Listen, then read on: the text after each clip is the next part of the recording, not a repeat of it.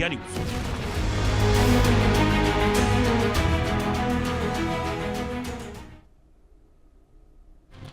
इसी को लेकर हमने एक सर्वे किया, हम लोगों के बीच गए, इस मुद्दे पर लोगों की राय जानने की कोशिश की और जो लोगों की राय निकल कर आई वो आपके सामने।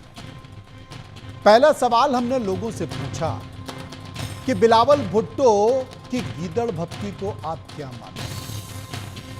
भारत से जंग की बात कर रहे हैं बिलावल भुट्टो, क्या पाक जंग की स्थिति में अभी है? 26% लोगों ने कहा है, 68% लोगों ने कहा कि बिल्कुल इस स्थिति में नहीं। 6% लोग इस पर कुछ भी कहना नहीं चाहते। सर्वे का एक और सवाल हमने लोगों से पूछा।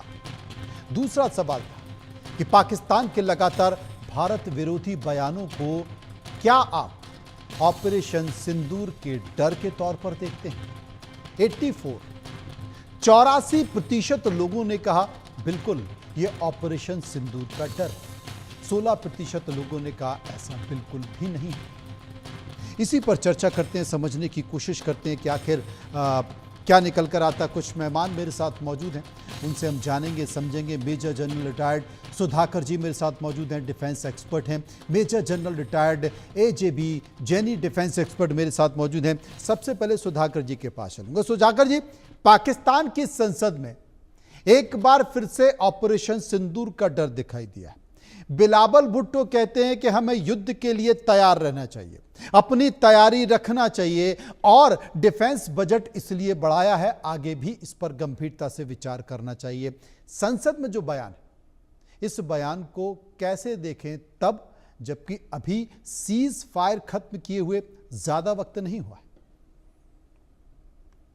मनोज, सबसे पहले मैं आपको तहे दिल से धन्यवाद देता हूं कि आपने आपके शो के लिए इनवाइट किया। मेरे डिस्टिंग्विश्ड को पैनलिस्ट साहब को शुभकामनाएं और आपके व्यूअर्स को भी शुभकामनाएं। आपका भी शुक्रिया, प्लीज। थैंक यू, बहुत धन्यवाद। मैं करीब 1.5-2 महीने के लिए बाहर गया था, तो काफी सारे देश टच करके आया हूं। मैं थोड़ा जियो पॉलिटिक्स में रुचि रखता हूं, स्टूडेंट हूं और सीखने की कोशिश कर रहा हूं।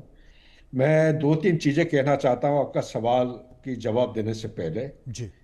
पाकिस्तान के ऊपर जो हमला हुआ है ऑपरेशन सिंदूर के तहत हिंदुस्तान की तरफ से, ये पाकिस्तान को अभी तक समझ में नहीं आया है। जब तक उनको एहसास होगा, ये इतना फौजी भाषा में बोलते हैं डैमेज असेसमेंट, टारगेट जो इसके ऊपर जो पनिशमेंट देने के बाद एक असेसमेंट होता है, तो असेसमेंट की सारे डिटेल्स इनके पास आए नहीं है, कम्युनिकेशन ब्रेकडाउन हो रखा है और उसको एसेस करने की इनके पास कैपेबिलिटी नहीं है। आप एक नूर खान का आप उदाहरण लीजिए, जिन जिनको समझ में आया है, मैं चंद एक थिंक टैंक के साथ जोड़ के काम करता हूं, तो इनफॉर्मली मेरा जो कांटेक्ट होते रहता है, जो पढ़े लिखे साहब हैं, रिसर्च स्कॉलर्स हैं, उनसे एक चीज को उन्होंने ग्रजिंगली एक्सेप्ट किया है कि भारत के पास ये काबिलियत कैसा हुआ, क्यों इतने क्वाइटली चुपचाप कैसे हासिल कर। काबिलियत क्या है? काबिलियत ये है कि 2 फुट बाई 2 फुट का जो वेंटिलेटर था, उसके बीच में से आपका मिसाइल जो कि 600 किलोमीटर से फायर हुआ है, इतना एक्यूरेसी के साथ नूर खान का जो कमांड कंट्रोल कोऑर्डिनेशन कम्युनिकेशन और आपका जो सर्विलेंस का जो पिवट था, इसके अंदर जाके 40 मीटर बाई 40 मीटर को कैसे उसको पूरा बर्बाद किया है।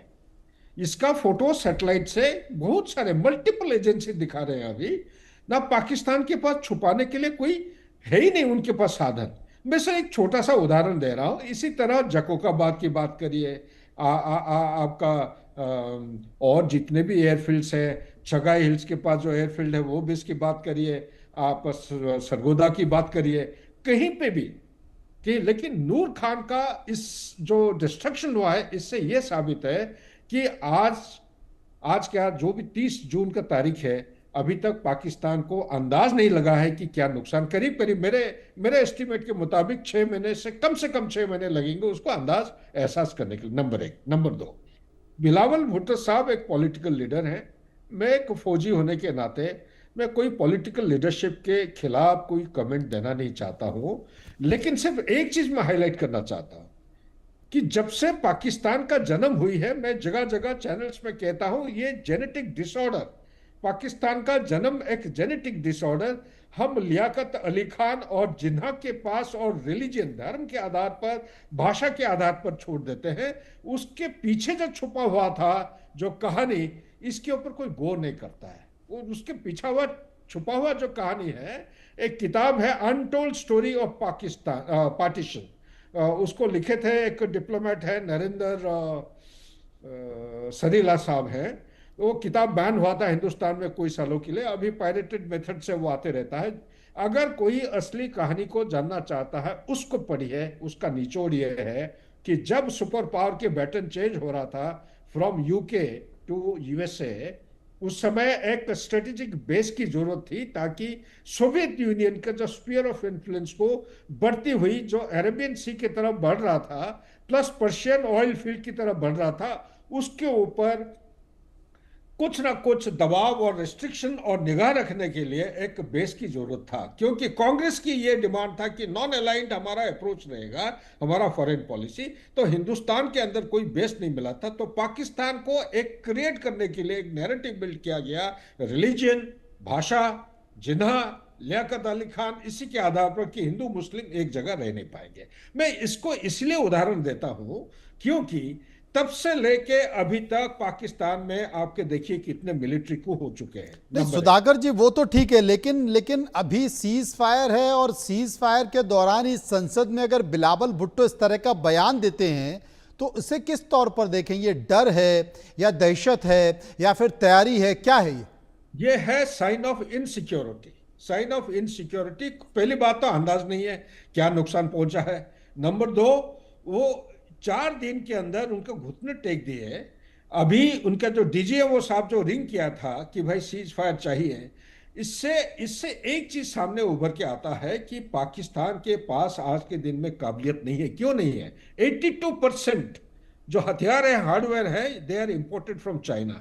और 82% में आप HQ-9 की बात करिए, एयर डिफेंस की बात करिए, JF-10 की बात करिए या 17 की बात करिए, कोई भी उनका जो हार्डवेयर प्लेटफॉर्म है इफेक्टिव और असरदायक और सक्सेसफुल नहीं रहा है।